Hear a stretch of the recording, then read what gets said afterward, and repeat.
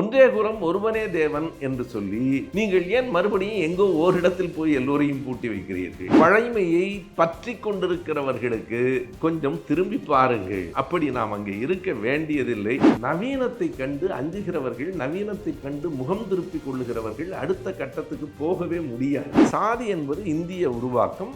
இந்தியாவில் அது இந்து மத உருவாக்கம். முற்போக்கு இயக்கங்கள், அரசியல் கட்சிகள் பிற்போக்காக சிந்திப்பதும், பிற்போக்கானவர்கள் நவீன அறிவியலை பயன்படுத்தும். நம்ம சேர சோழ பாண்டிய மன்னர்கள் யாராவது வேட்டி கட்டியிருக்கானா? எல்லா மன்னர்களும் சேலை தான் கட்டியிருக்கான். நீங்க பார்க்கணும். சாத்திரத்தை விட, முன்னோர்கள் சொல்லை விட, வெங்காயம் விளக்குமாறை விட உன் புத்தி தான் பெரியது. பெண் மற்றும் திராவிட இயக்க தமிழர் பேரவை இணைந்து நடத்துகிற இந்த நிகழ்விற்கு வருகை இருந்திருக்கும் உங்கள் அனைவருக்கும் என் அன்பு வணக்கம். குறிப்பாக லண்டனிலிருந்து தற்செயலாக சொந்த வேலையாக வந்திருந்து இந்த செய்தியை, இந்த நிகழ்வை அறிந்து இங்கே வருகை தந்திருக்கிற அருமை நண்பர் டாக்டர் வெங்கடேஷ் அவர்களுக்கும் என் அன்பு வணக்கம். இன்றைய தினம் பிறந்த நாள் காண்கிற எங்கள் பேரவையின் அருமை தோழர் ஜிந்தா அவர்களுக்கும் எங்களுடைய அன்பான வாழ்த்துக்கள். நல்லது. பெரும் பொதுக்கூட்டங்களில் பேசுவது மட்டும்தான் என்று இல்லை. சின்ன சின்ன அரங்குகளில் நம்முடைய சிந்தனையை பகிர்ந்து கொள்வதும் வளர்த்து கொள்வதும் தான் அடுத்த கட்டத்திற்கு உதவும் என்பதால் இந்த வாய்ப்பினை நான் நல்லது ஒரு வாய்ப்பாக எண்ணி மகிழ்கிறேன். முதலில் இந்த தலைப்பு நான் கொடுத்த தலைப்பு தான். ஆனால் அதை பற்றி தேடுகிற போது தலைப்பை நான் எதை நினைத்து கொடுத்தேனோ அது இந்த தலைப்பில் பொருந்தவில்லை என்பதை அறிந்தேன். நவீனத்துவம் வேறு, நவீனம் வேறு. நான் பேசப்போவது நவீனம் பற்றித்தான். ஆனால் நவீனத்துவத்தின் தேவை என்று அந்த தலைப்பை நான் கொடுத்திருக்கிறேன். இந்த தலைப்பு தொடர்பாக நம்முடைய நண்பர் டில்லி பாபு அவர்கள் சொன்னது போல தொடர்ந்து பயணத்திலேயே இருந்ததால் பயணங்களுக்கு இடையில் தான் இது பற்றி சிந்திக்கவும் படிக்கவும் முடிந்தது. அது மட்டுமல்லாமல் இது குறித்து தோழர்கள் சிலரோடும் நான் உரையாடினேன். அங்கு சில தெளிவு எனக்கு கிடைத்தது. குறிப்பாக நான் சில பெயர்களை பதிவு செய்ய வேண்டும். மருத்துவர் தாயப்பன் அவர்களோடு பேசுகிற போதுதான் அவர் ஒன்றை தெளிவுபடுத்தினார். அண்ணா, நீங்கள் சொல்கிற நவீனம் வேறு, நவீனத்துவம் வேறு இல்லையா என்று கேட்டார். மாடர்னிட்டி என்பது வேறு, மாடர்னிசம் என்பது வேறு. மாடர்னிசம் என்பது ஒரு கோட்பாடு. மாடர்னிட்டி என்பது ஒரு தன்மை. நாம் புதுமையை நோக்கி வர வேண்டும் என்பதுதான் என் தலைப்பு. புதிய வடிவங்களை கையாள வேண்டும்.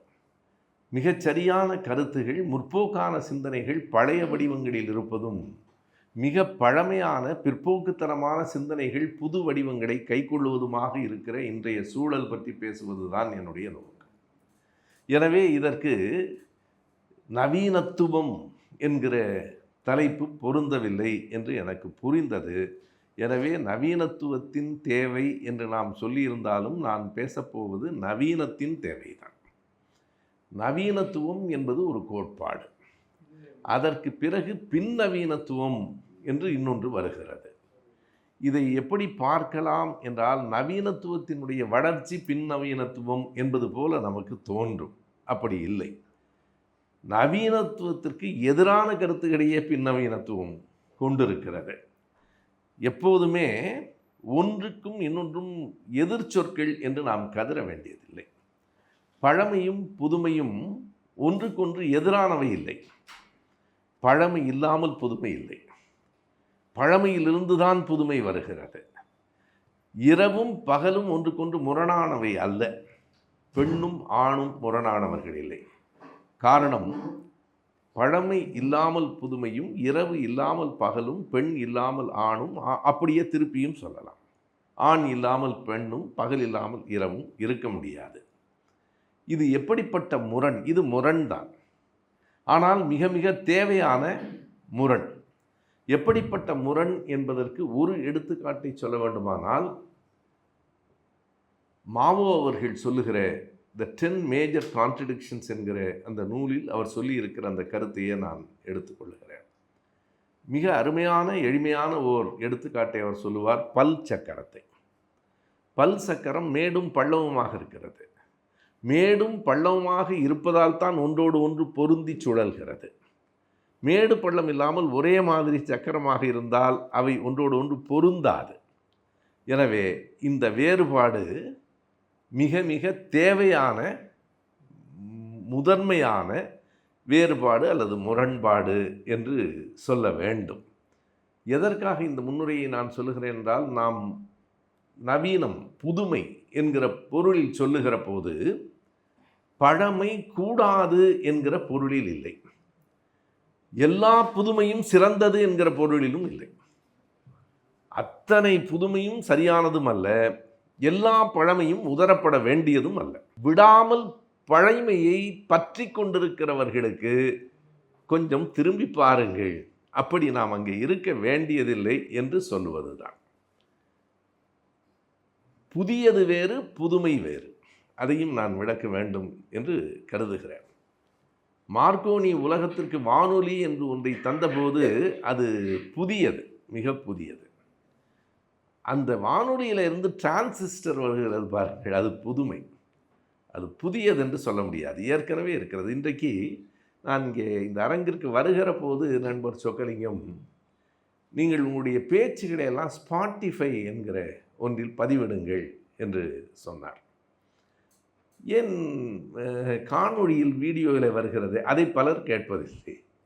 எதை அடுத்தடுத்த கட்டத்துக்கு போய்கொண்டிருப்பது தான் இயல்பு, அது தவறானதல்ல. அடுத்தடுத்த கட்டங்களுக்கு போய்கொண்டிருப்பது இயல்பு.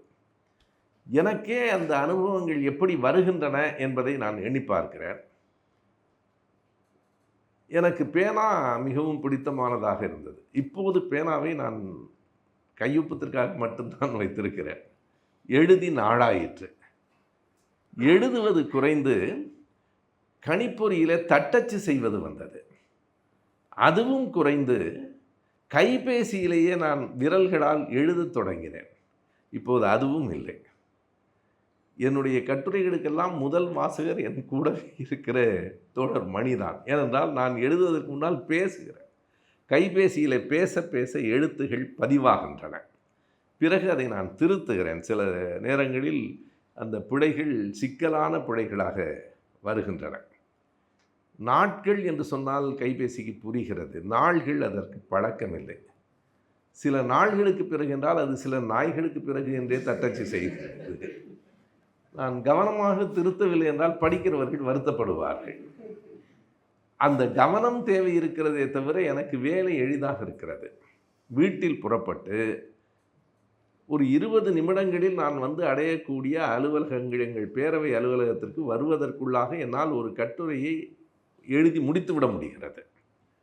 இப்போதெல்லாம் நான் கவிதையே பேசித்தான் எழுதுகிறேன்.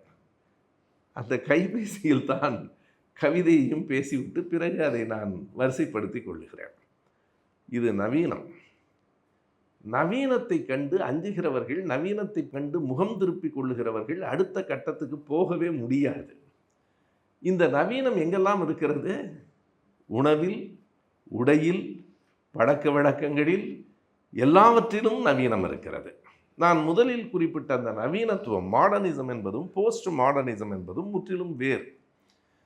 தோழர் அருணன் இடத்துல இந்த பின் நவீனத்துவம், போஸ்ட் மாடர்னிசம் என்பது எப்படி பொது உடைமை இயக்கத்திற்கும் அதற்கும் முரண் வந்தது என்று நான் கேட்டு காலையிலே அந்த விவரங்கள் முழுவதையும் அறிந்து கொண்டேன். சீதாராம் யெச்சூரி அவர்களே 90களில் இந்த போஸ்ட் மாடர்னிசம் பற்றி விரிவாக பேசுகிறார். கம்யூனிஸ்ட் தோழர்களை போஸ்ட் மாடர்னிசம் விமர்சனம் செய்கிறது.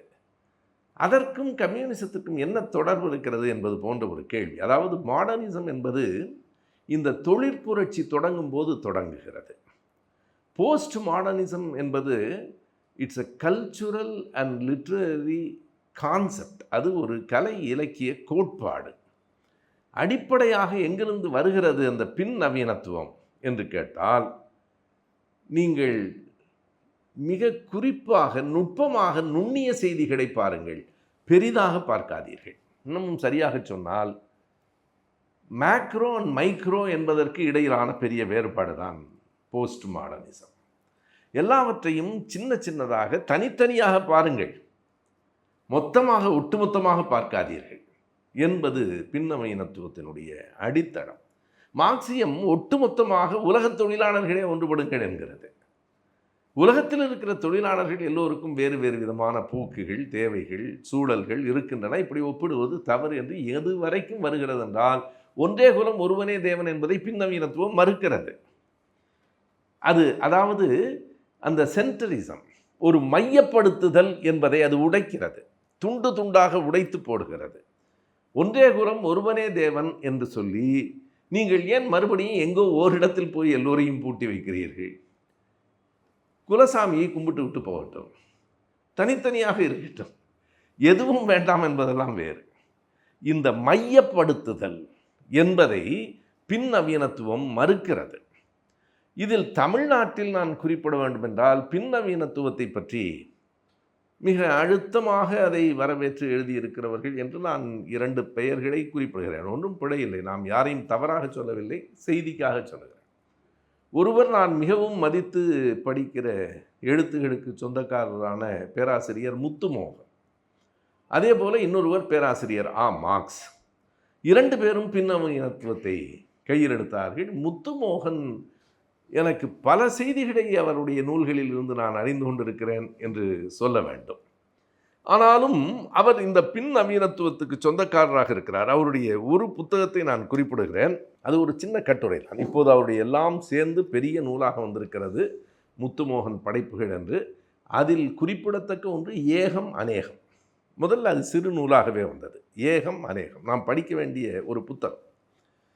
அந்த ஏகம் அநேகம் என்பது ஒன்றே குலம் ஒருவனே தேவன் என்கிற ஏக், ஒன்று என்பதை மறுக்கிறது. அநேகம், பல கடவுள்கள் இருக்கட்டும், உங்களுக்கு என்ன சிக்கல் என்று கேட்கிறது. அதே போலத்தான் தோழர் மார்க்ஸும் அப்படி கருத்துக்களை எழுதியிருக்கிறார். இவற்றிற்குள்ளெல்லாம் நான் போவதில்லை. அதற்கு 2 காரணம். இன்றைக்கு இந்த தலைப்பை நான் கொடுத்ததற்கு நோக்கம் அது இல்லை. 2வது, இது குறித்தெல்லாம் மிக விரிவாக எனக்கும் தெரியாது, படிக்க வேண்டும். அதை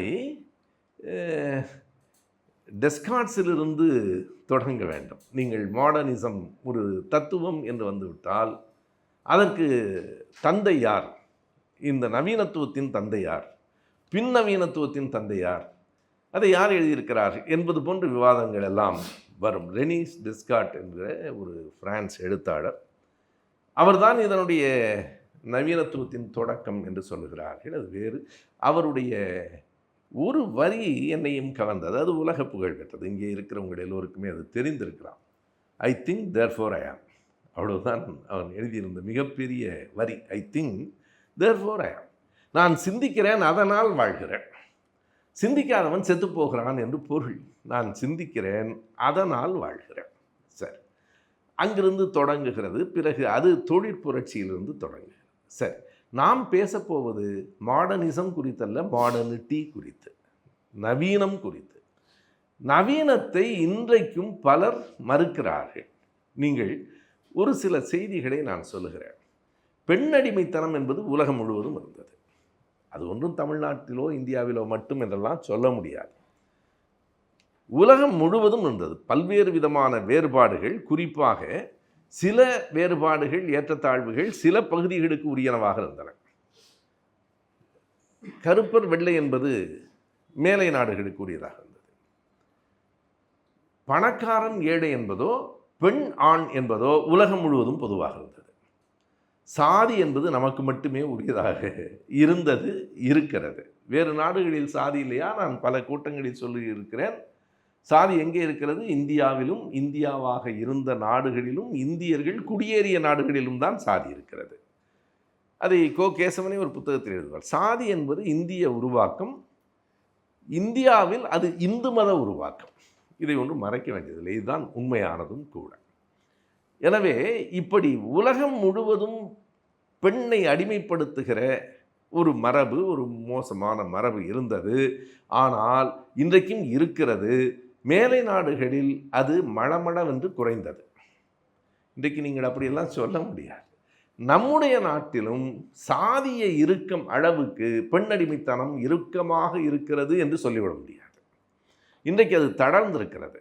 காரணம், பெண்கள் படிக்க ஆரம்பித்து விட்டார்கள், பெண்கள் வேலைக்கு போகிறார்கள், பெண்களுக்கு தற்சார்பு இருக்கிறது. நீ இனிமேல் அந்த பெண்ணை அடிமையாக நடத்த முடியாது. பெண்கள் கேள்வி கேட்க தொடங்கியிருக்கிறார்கள் இல்லையா? நேற்றைக்கு மதிவதனி என்னுடைய உரை பெரம்பலூரில் நான் நேரிலும் கேட்டேன். இப்போது மறுபடியும் ஒரு முறை காணொலியில் கேட்டு தனியாக கேட்டு மகிழ்ந்து என்னுடைய துணைவியாரிடத்துலேயும் இந்த பேச்சை கேட்டுப்பார் என்று சொல்லிவிட்டு வந்தேன். அதில் அவர் ஒரு செய்தியை சொல்லுவார். இந்த மூன்றாம் பாலினத்தர் என்கிற சொல்லை பயன்படுத்தாதீர்கள். அதை அரசு இதழ்களில் கூட பயன்படுத்துவது என்ன நியாயம்? அதற்கு பிறகு மதி கேட்கிற கேள்விதான் மிக அருமையானது. மூன்றாம் பாலினம்னா அப்போ இரண்டாம் பாலினம் யார்? நாங்களா? எதுக்கு அப்படின்னு கேட்குது. எதுக்கு? எங்களை இரண்டாக ஆக்குவதற்காகவே நீ அவங்கள மூணுங்கிற. அப்போ முதல் பாலினம் யார்? நீங்கள் எல்லாரும் ஆண்கள் தான் முதல். உன்னை யார் நம்பர் கொடுக்க சொன்னால்? இந்த 1 2 3 கொடுக்கிறதே ஒரு விதமான ஆதிக்கம் தானே. நீ யார் எனக்கு நம்பர் கொடுக்கறதுக்கு? இந்த விழிப்புணர்வு இருக்கிறது பாருங்கள். யாரும் முதலும் இல்லை, இரண்டாவதும் இல்லை. நீ மூன்றாவதுன்னு சொல்லுவதே உன்னை முதல் இடத்துல கொண்டு வந்து நிறுத்திக்கிறதுக்கு தான். அதான் அதனுடைய அடிப்படையான நோக்கம். அவர்கள் பொதுப்பாலினத்தவர்கள். நீங்கள் பெண்ணை பெண் என்று சொல், ஆணை ஆண் என்று சொல். அதுலேயே மதிவதனி கேட்கும், வீட்டுக்கு போனால் அடுப்பு பற்ற வைக்க தெரியாத நீங்கள்லாம் முதல், ஏன்னா நாங்கள் ரெண்டாவதா அப்படின்னு ஒவ்வொருவரிடத்துலையும் ஒவ்வொரு திறமைகள் இருக்கலாம். எனக்கு புத்தகம் படிக்கிற பழக்கம் இருக்கிறது. அவ்வளவு தூரம் படிக்கிற பழக்கம் என் துணைவியாருக்கு இல்லை. அதனால் ஒருவர் மேல் ஒருவர் கீழ் என்று பொருள் இல்லை.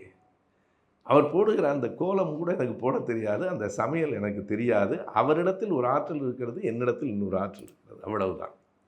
இது ஒன்று உயர்ந்தது இன்னொன்று தாழ்ந்தது என்று சொல்லுவது. இப்போது நாங்கள் யாருக்கும் தாழ்ந்தவர்கள் இல்லை என்கிற ஒரு சமத்துவமான எண்ணம் குறைந்தது இளைய பெண்களிடம் வந்துவிட்டது.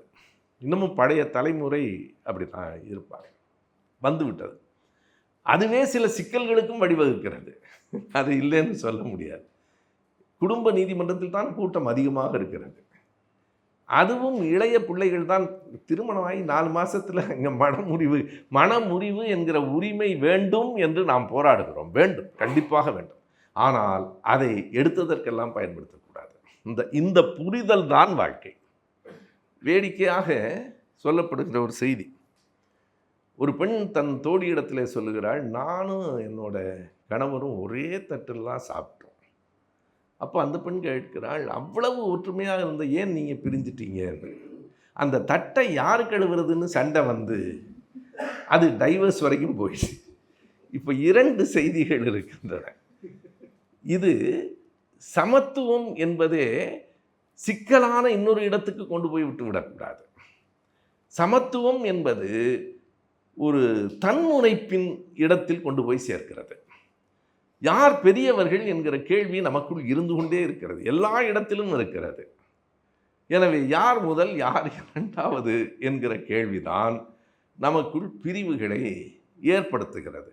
மேடையில் நிற்பதனாலேயே இது முதலிடமும் அது இரண்டாவது இடமும் இல்லை. நாளைய கூட்டத்தில் நான் அங்கும் நீங்கள் இங்குமாக இருக்கலாம். அந்த சம வாய்ப்பு, இந்த சமத்துவம் என்பது எல்லோரும் சமமாக இருக்க வேண்டும் என்பதல்ல, அது கற்பனை. இருக்க முடியாது.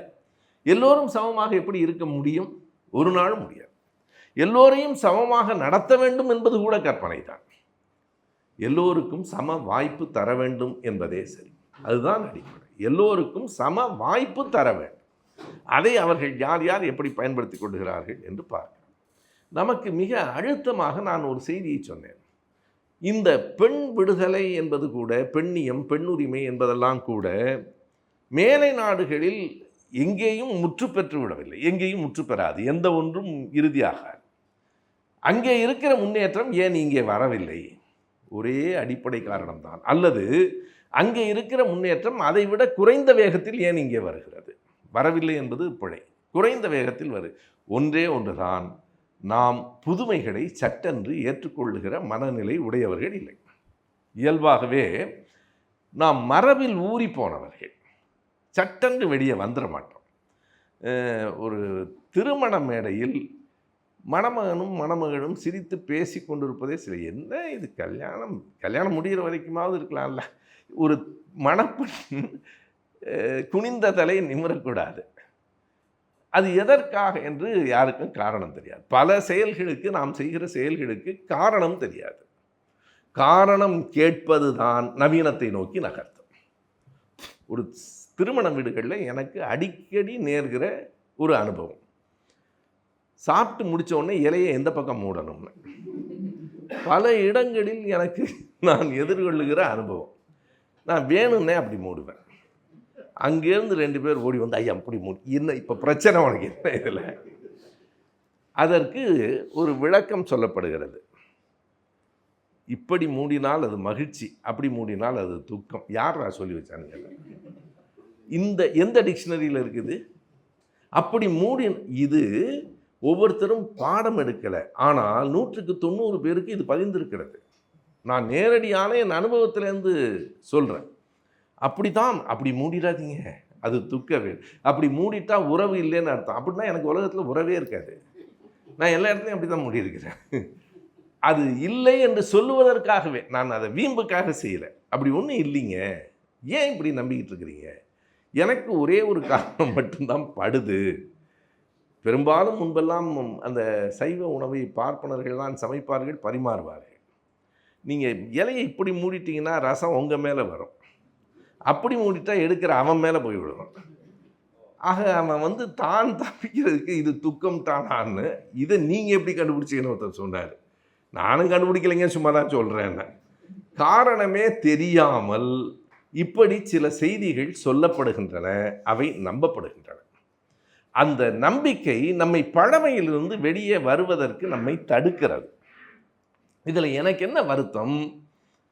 புதுமையை நோக்கி, நவீனத்தை நோக்கி வரவேண்டிய முற்போக்கு இயக்கங்கள், அரசியல் கட்சிகள் பிற்போக்காக சிந்திப்பதும், பிற்போக்கானவர்கள் நவீன அறிவியலை பயன்படுத்துவதும். நான் கூட்டத்தில் பேசும்போதே நேற்றைக்கு சொன்னேன். பேசி முடித்து விட்டு வருகிற போதே இதில் ஒரு சிக்கல் வருமானாங்க. வந்துட்டு போகுது. எல்லா ஜாதியும் மேட்ரிமோனி வச்சுருக்கான். சாதி என்பதை விட பிற்போக்குத்தனமான ஒன்று இனி இருக்க முடியாது. அவன் பூரா நவீனமாக இருக்கும். திருமணத்தை டிஜிட்டலில் தான் பண்ணான், எல்லாம் மேட்ரிமோனி. நான் நேற்றைக்கு பேசும்போது என்ன சொன்னேன்னா, எல்லா ஜாதியின் பெயரில் இருக்கிற மேட்ரிமோனியும் இருக்கக்கூடாது, காதல் மேட்ரிமோனி தான் வர வேண்டும். காதல் தான் வரும். மேட்ரிமோனிக்கு எது முற்போக்கானதோ அதுதான் முன்னிலைப்படுத்தப்பட வேண்டும். நமக்கு இந்த பழமை வாதத்தில் இருக்கிற ஒரு பிடிப்பு, ஒரு அச்சம், ஒரு பிடிப்புங்கிறதையும் தாண்டி இப்படி போயிட்டா அது தப்பாயிடுமோ அப்படிங்கிற அச்சம் ஊட்டப்பட்டிருக்கிறது. அதான் ரொம்ப கவனமாக அச்சம் ஊட்டப்பட்டிருக்கிறது. இப்போ அண்மையில் ஒரு 2 மாதம் இருக்கலாம், நான் கீழக்கரை போயிருந்த போது அங்கே அவர்கள் என்னுடைய பேச்செல்லாம் விரும்பி கேட்டார்கள், வரவேற்றார்கள். அங்கே இருந்த 2-3 பெரியவர்கள் என்னிடத்துல ரொம்ப ரகசியம் இல்லை, நீங்கள் பலமாகவே சொல்லலாம்னு சொன்னேன். அவர்கள் சொன்னது, இவ்வளவு நல்லா தமிழ்லாம் பேசுகிறீங்க, இந்த ஜீன்ஸ் பேண்ட்டை போட்டுக்கிட்டு இருக்கீங்களே அப்படி. அது அவர்களை என்ன செய்தது என்று எனக்கு தெரியவே இல்லை. இது தமிழ் பண்பாடு இல்லைங்களே. சாதாரண பேண்ட்டு தமிழ் வேட்டி கட்டுங்க என்று சொன்னார். வேட்டி தமிழ் பண்பாடு தானான்னு கேட்டேன். ஆமாண்ணா. எத்தனை வருஷமா, எத்தனை நூற்றாண்டாக வேட்டி கட்டிகிட்டு இருக்கிறாங்க. நம்ம சேர சோழ பாண்டிய மன்னர்கள் யாராவது வேட்டி கட்டியிருக்கானா? இங்கே ஒரு ஆணை கொச்சைப்படுத்துவதாக நினைத்து கொண்டு சொல்லப்படுகிற சொல் என்ன தெரியுங்களா? நீ எல்லாம் ஆம்பளையா சேலை கட்டிக்கன்னு. அப்போ சேலை கட்டிட்டாலே அது இழிவு என்று கருதுகிற ஒரு போக்கு இருக்கிறது. அதாவது வேட்டி என்பது வீரத்தின் அடையாளம், சேலை என்பது கோழைத்தனத்தின் அடையாளம். ஒன்றை கவனித்திருக்கிறீர்களா? நாம் திரைப்படத்தில் தானே மன்னர்களை பார்த்துருக்கோம். சேர சோழ பாண்டியர் நம்ம இங்கே பார்த்தோம்.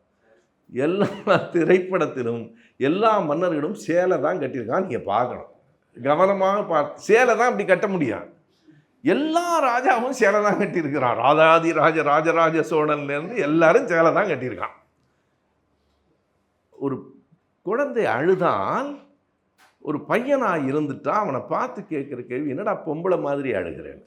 என்னமோ இவனுங்க அழுததே இல்லாத மாதிரி. எத்தனை விதமான கட்டமைப்புகள்ங்கிறதுக்காக சொல்கிறேன். நவீனம் என்பது இவற்றையெல்லாம் உடைக்கும், வேற ஒன்றுமே இல்லை. நவீனம் என்பது இதை உடைக்கும். வள்ளலாரை விடவா அழுதவர்கள் இருக்கிறார்கள். நினைந்து நினைந்து உடம்பெல்லாம் நனைந்து நனைந்து போகிற அளவுக்கு அழுதேன்னார். அச்சத்தில் அல்ல, அன்பில் கருணையில் அழுத மாமனிதர் அவர். அழுகை என்பது கோழைத்தனத்தின் அடையாளம் அல்ல. அது அன்பின் பாசத்தின் அடையாளமாக இருக்கலாம், கோழைத்தனத்தின் அடையாளமாகவும் இருக்கலாம். எல்லா சிரிப்பும் ஒரு புன்னகையும் மகிழ்ச்சியின் அடையாளம் அல்ல. பல சிரிப்புகள் ஏமாற்று சிரிப்புகளாக இருக்கின்றன. எதற்கும் இப்படி முத்திரை குத்த வேண்டியதில்லை என்பது மட்டும்தான். நவீனம் எல்லாவற்றையும் கேள்வி கேட்கும், நவீனம் எல்லாவற்றையும் உடைக்கும். யார் இந்த நவீனத்துக்காக சொல்லலாம்? ஒன்றுமில்லை, இது அரசியல் சார்ந்த நம் கருத்துக்களுக்கான இயக்கம்தான்.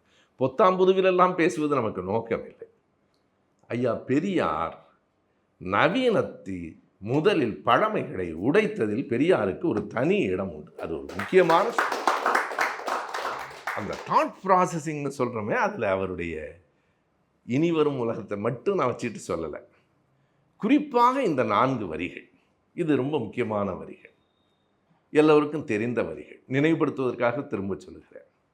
எங்கு படித்திருந்தாலும், யார் சொல்லியிருந்தாலும், 3வது வரி தான் அதில் முதன்மையானது. எங்கு படித்திருந்தாலும், யார் சொல்லியிருந்தாலும், நானே சொன்னாலும், அதுதான் பெரியார். நானே சொன்னாலும் உன் புத்திக்கு சரி என்று படுவதை ஏற்றுக்கொள். சாத்திரத்தை விட, முன்னோர்கள் சொல்லை விட, வெங்காயம் விளக்குமாறை விட உன் புத்தி தான் பெரிது. இந்த 6 வரியும் மிகப்பெரிய வரிகள். என்னை பொறுத்தளவு இந்த 6 மிகப்பெரிய வரிகள். மதத்துக்கும் அறிவியலுக்கும், நவீனம் எப்போதும் அறிவியலை நோக்கியது. அறிவியல் முன்னேற்றமும் அறிவியல் சிந்தனையும் இருந்தால்தான் அது நவீனமானது. அறிவியல் சிந்தனை இல்லாமல் இருக்கிறதே நவீனமான செய்திகள். அப்படியானால் அவை நவீனமானவை அல்ல என்று பொருள். அது அறிவியலை நோக்கியதாகத்தான் இருக்க முடியும். மதத்துக்கும் அறிவியலுக்குமான அடிப்படை வேறுபாடே நம்பு என்கிறது மதம், சந்தேகி என்கிறது அறிவியல். இதுதான் அடிப்படையான வேறுபாடு. நான் சொல்லுவதை நம்பு, இதுக்கு கேள்வி கேட்காது. கேள்வி கேள் என்பது தான். நான் அதனால்தான் சொன்னேன் பெரியார். இப்போ நாம் ஒரு 1/2 மணி நேரம் பேசலாங்கிறது வேற. பெரியார் கூட்டங்களில் நேர் எதிரானவர்கள் வந்து அமர்கிறார்கள். கேள்வி கேளுன்னு சொன்ன மனிதர் அவன்தான். கேள்விதான் அறிவியலின் தொடக்கம். எந்த குழந்தையும் கேள்விதானே. கேள்வியே தோன்றாத சில பாக்கியவான்கள் இருக்கிறார்கள், அவர்கள் வேறு. எந்த கேள்வியும் தோன்றல, அவனை ஒன்றுமே பண்ண முடியாது. கேள்விதான். கடற்கரைக்கு போகிற போது ஏன் இந்த அலை வந்து கொண்டே இருக்கிறதுன்னு ஒரு சின்ன பையன் கேட்குறான். நான் சொல்லுகிற ஒரே ஒரு விடை, சும்மா பேசிகிட்டே இருக்காது. ஏன்னா எனக்கு விடை தெரியாது. ஏன் அலை வந்து கொண்டிருக்கிறது என்று எனக்கு தெரியாது. அது அதிக பிரசங்கித்தனம்னு ஒரு சொல் வச்சுருக்குறோம் நம்ம. இவனுக்கு விடை தெரியாதுக்கு அவனுக்கு ஒரு பெயர் கொடுக்குறோம். கேள்வி கேளுங்கள். கேள்விதான் பழமையில் இருக்கிற தேவையற்றவைகளை உடைக்கும். மறுபடியும் நான் சொல்கிறேன், பழமை பூரா உடைக்கிறது நமக்கு நோக்கம் இல்லை. அப்படிலாம் உடைக்க முடியாது, உடைக்க வேண்டியதும் இல்லை. புதுமை எல்லாவற்றையும் ஏற்க வேண்டியதும் இல்லை. நாம் பிள்ளைகளுக்கெல்லாம் என்ன சொல்கிறோம், இந்த கைபேசியே பார்த்துக்கிட்டு இருக்கக்கூடாது, நம்ம கைபேசி பார்த்துக்கிட்டு தான் அதை சொல்கிறோம். யாருமே அதற்கு இன்றைக்கு இருக்கிற உலகத்தில் எனக்கு தெரிந்து நான் பார்க்கிறேன் ஒரு விதத்தில் மகிழ்ச்சியாக இருக்கிறது. வீட்டில் அந்த குப்பை கூட்டுறம்மா இந்த கையில் தொலைபேசி பேசிக்கிட்டு தான் கூட்டுது. எல்லோருக்கும் அது போய் சேர்ந்திருக்கிறது என்பது பெரிய மகிழ்ச்சி. எல்லா நேரத்திலும் அது நம்மை ஆக்கிரமித்து கொண்டு இருக்கிறது என்பது வருத்தம். வேறு வழியே இல்லை. எனக்கு எப்போதும் நம்ம படுக்கைக்கு பக்கத்தில் தான் வச்சுருக்கிறோம் எல்லாரும். யாராவது நவீனமெல்லாம் வேண்டாம், பழமை போதும்னு சொல்கிறவன்ட்ட ஒரே ஒரு கேள்வி சொல்லுங்கள், உனக்கு பழமை போதும் தானே, அந்த கைபேசியை மட்டும் கொடுத்துட்டு போகணும் சொல்லு. வீட்டுக்கு போகவே வழி தெரியாது. எல்லோருமே அதிலிருந்து நம்மால் விலக முடியாது. இன்றைக்கு கைபேசி நம் வாழ்வில் பெற்றிருக்கிற இடத்தை நான் அறிந்த வரையில் இதுவரை வேறு எந்த ஒரு கருவியும் பெறவில்லை. எந்த ஒரு வீட்டில் இருந்த தொலைபேசியோ வானொலியோ தொலைக்காட்சியோ எந்த ஒரு கருவியும் இவ்வளவு தூரம் எனக்கே வெளியே வரும்போது கையில் ஏதோ ஒரு உறுப்பு குறையிற மாதிரி இருக்குது. அதான் உண்மை. நான் அந்த படியை விட்டு தாண்ட மாட்டேன். ஏன்னா அது இல்லாமல் போக முடியாது, எங்கேயும் போக முடியாது. எந்த அளவுக்கு அது நம்மை ஆக்கிரமித்து இருக்கிறது என்பதற்கு என் மனைவி தான் இந்த பத்திரிகையில் வர்ற இந்த ஜோக்கெல்லாம் படிச்சுட்டேங்க, இதை மட்டும் கேளுங்க அப்படின்னு முந்தா நாள் அது சொன்ன அந்த ஜோக் இருக்க உண்மையாகவே எனக்கு ரொம்ப நேரம் நினச்சி சிரிப்பு வந்தது. அவர் சொல்கிறாரு தன் மனைவிட்ட, ஏம்மா எனக்கு இந்த மொபைலில் எல்லாம் புள்ளி புள்ளியாக தெரியுது, சரியாக தெரியலையே, எதனால் அப்படின்னு கேட்குறாரு. அந்த அம்மா சொல்லுது, 24 மணி நேரம் மொபைல் பார்த்துக்கிட்டு இருந்தால் கண்ணு வீணாக தான் போகும். அதுக்கு அவர் சொல்கிற பதில் தான் அருமையான பதில். அவர் சொல்கிறார், அப்படியா, கண்ணு தான் பிரச்சனையா, நான் மொபைல் கெட்டுச்சோன்னு பயந்துட்டேன். அதாவது அவரு, ஓ கண்ணு தான் பிரச்சனையா, நான் மொபைல் தான் பிரச்சனையோ கெட்டுச்சோன்னு அப்போ கண்ணை விட கைபேசியின் மீதான காதல் கூடி போயிடுச்சு. எல்லாவற்றுக்கும் அதுதான். இனி மாற்ற முடியாது. எப்படி சரி செய்யலாம்? மாற்ற முடியாது. எப்படி சரி செய்யலாம், எப்படி அதற்கான மாற்றை கொண்டு வரலாம் என்கிற சிந்தனையும் நவீனம். நவீனம்தான் ஒவ்வொன்றையும் அடுத்தடுத்த கட்டத்திற்கு எடுத்து செல்லுகிறது. உடையிலிருந்து எல்லாவற்றிலிருந்தும். எதற்கு நான் உடையை பற்றி சொன்னேன்னா, வேட்டி தமிழர் பண்பாடு என்பது ஒரு மூட நம்பிக்கை அப்படிலாம் இல்லை. நீங்கள் வேஷ்டிக்கு முந்தைய காலம் உண்டு, மன்னர்கள் அதுக்கு முந்தைய காலம் உண்டு, இலை தடையெல்லாம் கட்டிக்கிட்டு இருந்தான், அதுவும் தமிழர் பண்பாடு தான். ரொம்ப அதுக்கு பின்னாடி போகக்கூடாது. ஆடையற்று இருந்தது தானே இயற்கையான உலக மனித பண்பாடு. பிறகுதானே ஆடை என்பது முதலில் அது மான உணர்ச்சி என்பது பின்னால் சொல்லப்பட்டது. ஆடையினுடைய அடிப்படை நோக்கம் விலங்குகளிலிருந்து தங்களை பாதுகாத்துக் கொள்வதும் பனியிலிருந்து தங்களை பாதுகாத்துக் கொள்வதும். அதானே இயற்கையாக இருக்க முடியும். இந்த குளிருக்கு மேலே போர்த்தி கொள்வதற்கு ஒன்று தேவைப்பட்டது. விலங்குகளுக்கு புலித்தோல் பார்த்துருந்தால் மானாவது விலகி போயிடும்.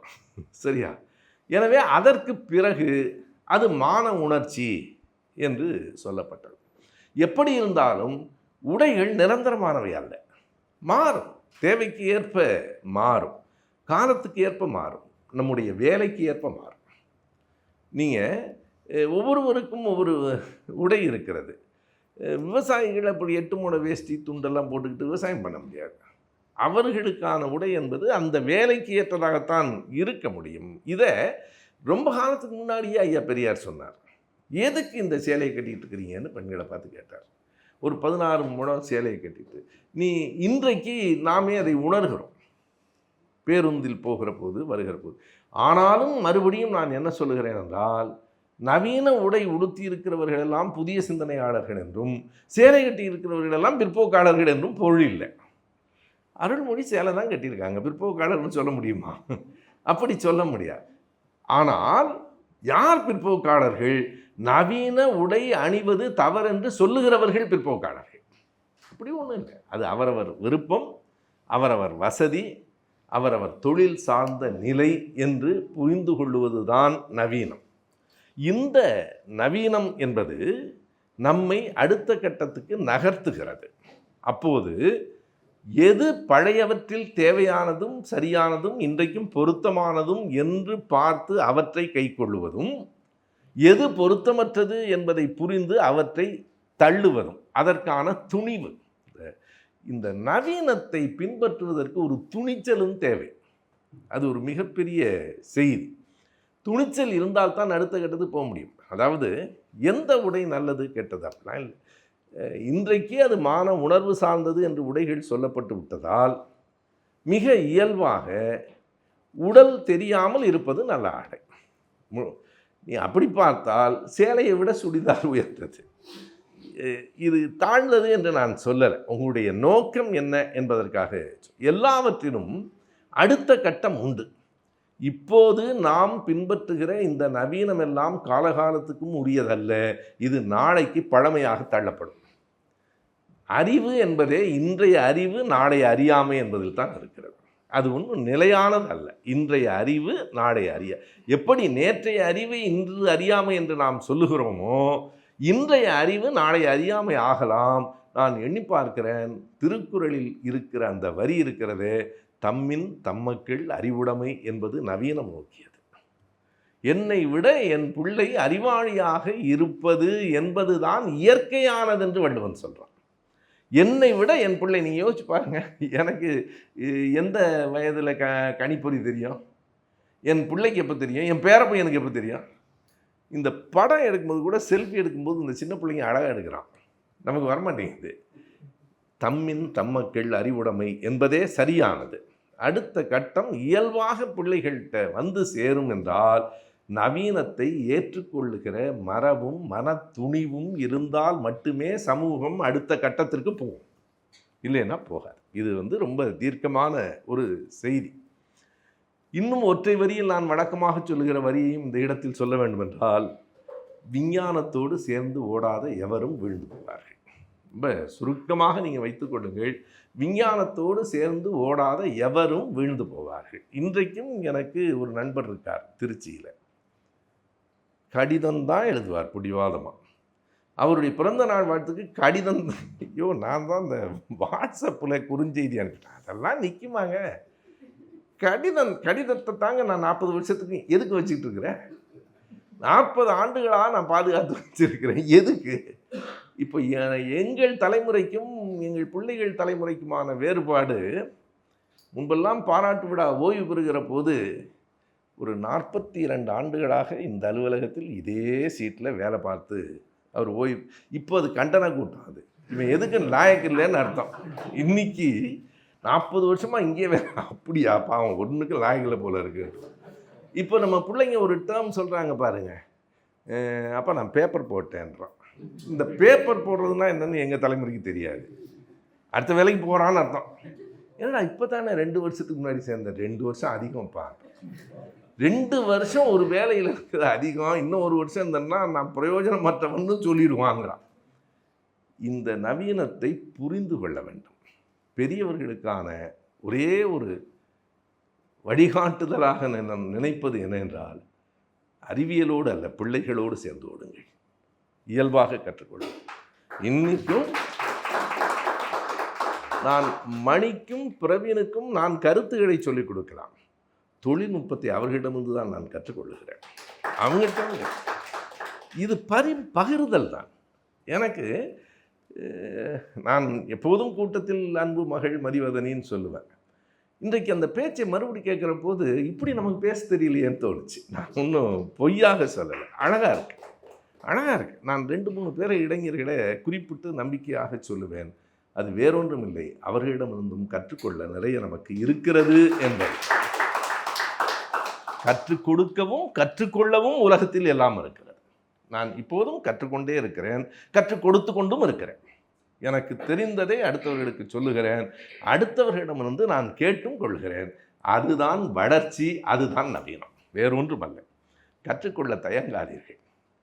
பையன்கிட்ட போய் எப்படி கற்றுக்கிறது என்று நினைத்தால் நீ பழமையில் பின்தங்கி இருக்கிறாய் என்று பொருள்.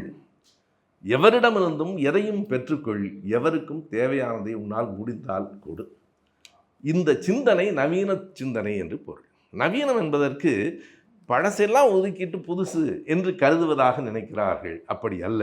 நவீனம் என்பது மாற்றம், வளர்ச்சியை நோக்கிய மாற்றம், அவ்வளவு. நவீனம் என்பது மாற்றம், வளர்ச்சியை நோக்கிய மாற்றம். எல்லா மாற்றமும் நவீனம் அல்ல, வளர்ச்சியை நோக்கிய மாற்றம் என்றால் அதற்கு அடிப்படையாக 3 செய்திகள் வேண்டும். ஒன்று, கற்றுக்கொள்ளுவது.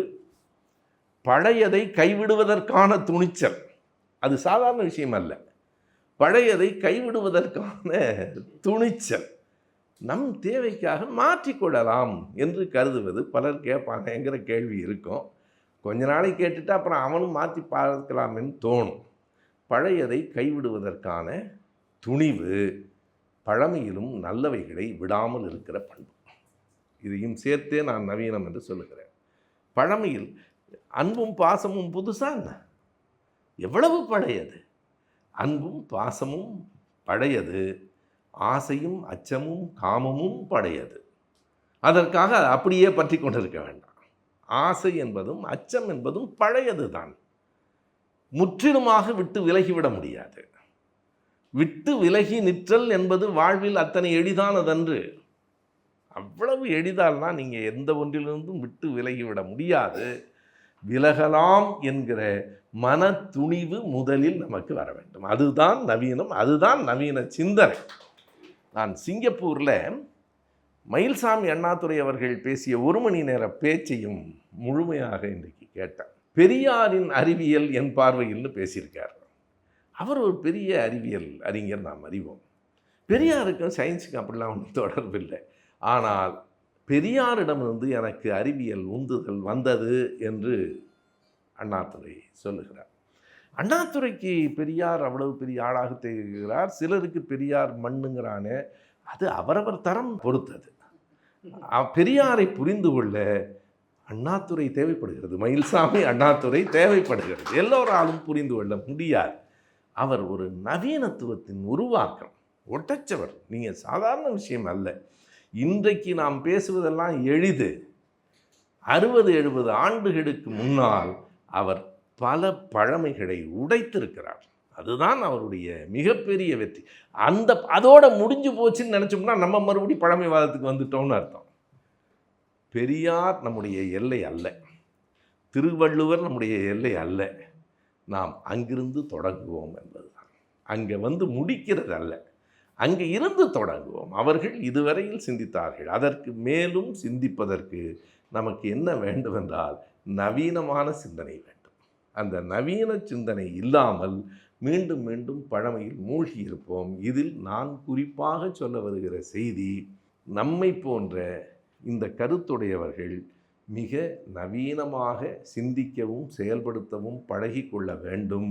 அது சுயநலத்துக்காக அல்ல, நல்ல கருத்துக்களை கொண்டு போவதற்காக. நீங்கள் நல்ல சிந்தனைகளை பூரா நவீனமாக தான் சொல்லணும். என் வயது ஒத்தவர்கள் பெரும்பாலும் எப்படி இருக்கிறாங்க அப்படின்னா, இது ரொம்ப உண்மையானது.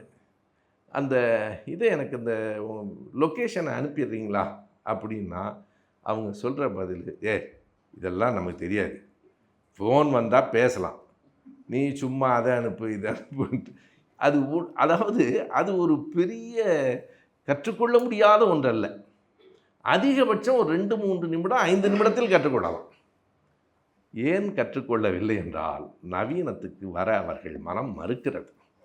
இது போதும் என்கிற நிறைவு இருக்கு பாருங்க.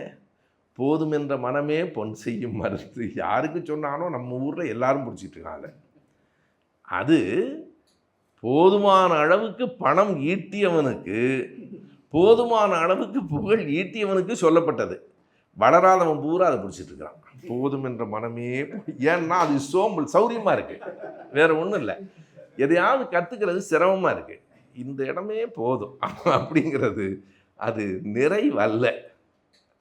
யாருக்கு சொல்லப்பட்டது என்பதை மறந்து திருக்குறளில் துறவிகளுக்கு எதுவெல்லாம் சுமைன்னு வள்ளுவர் சொல்கிறார். எனக்கு ரொம்ப வியப்பாக இருந்தது. மிக அண்மையில் அதை நானும் நம்ம திருக்குறள் புண்ணியமூர்த்தியும் பேசிகிட்டு இருக்கும்போது, உடம்பும் மிகைன்னார். எனக்கு இதை விட இன்னொரு சொல்ல முடியுமான்னு தெரியல.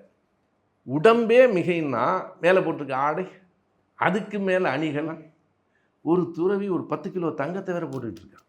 கைலாசாவில் உட்காந்துருக்கார்ல, அவரை விட அவர் போட்டிருக்க நகையோட எடை அதிகம்.